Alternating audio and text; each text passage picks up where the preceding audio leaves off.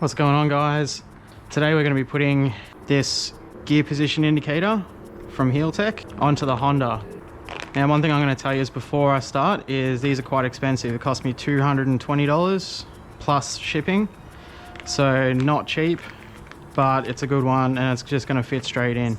You can get really cheap ones, but I'm not sure if they'll just plug and play like this one will. It's about 4 o'clock right now, so I've only got like 2 hours of daylight to get this done, so I'm going to jump straight into it. Okay, so first things first, the plug is under the seat, so I'm going to take the seat off and plug it in, make sure it all works before I start stripping apart the bike. If you don't know how to do all this by now, you haven't been watching my other videos, so click up above and watch the other videos to show you how to take all this stuff off if you don't already know. Okay, so once you have the seat off, this little plug here is what you're looking for. Mine's taped up, so I'm gonna have to untape it and then plug it straight in. So that's your diagnostics port. So that just goes, you see that red plug there? Goes straight into that one.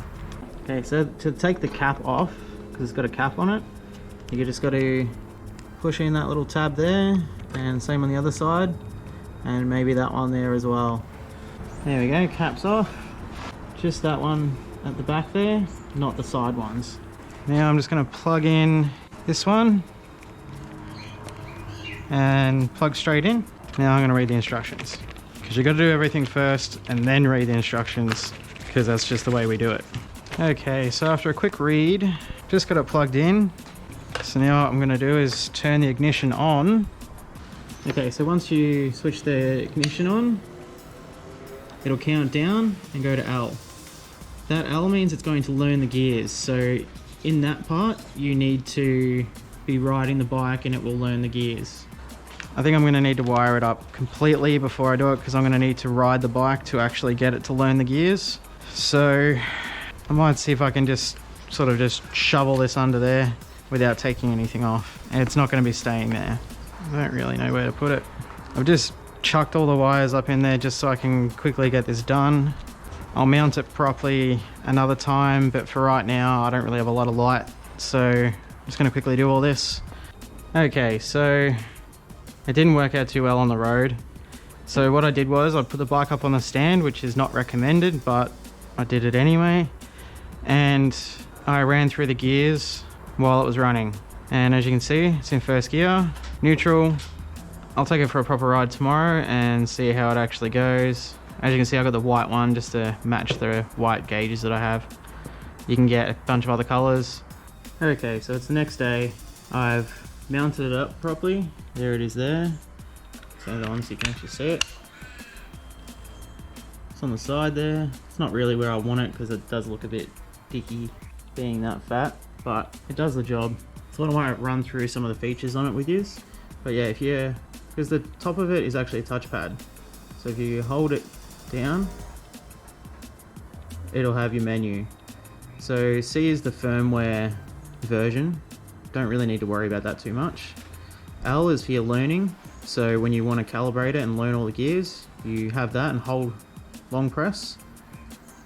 F is for the filtering. So if it's a little bit, so if the gear changes aren't as fast as you're actually changing, you can change that. So I'm going to do that now. So it's set at 4. If you go down, it'll be faster. So I'm going to set it at 2. And long press. And that's done. Okay, so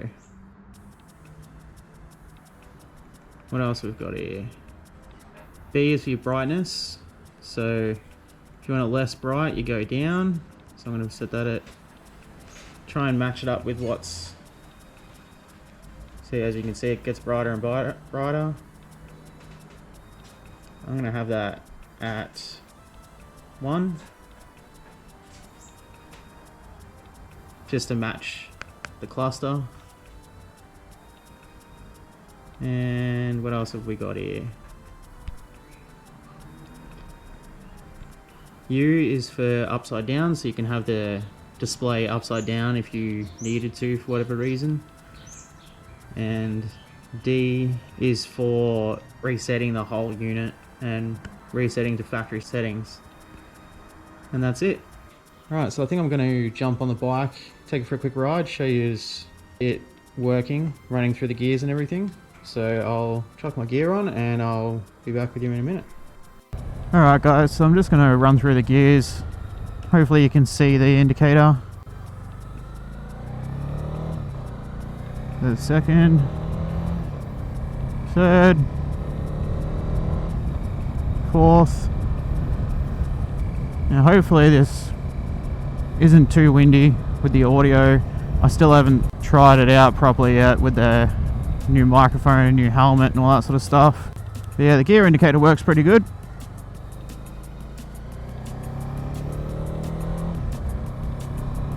Does the job. Tells you what gear you're in, obviously. So is it worth $220 that I paid for it? It really depends.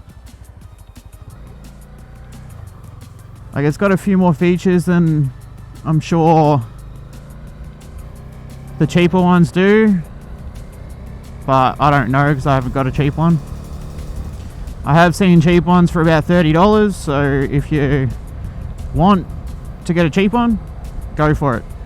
I got the Heeltech one because I could sort of afford it, and I wanted to show you guys what the premium one does.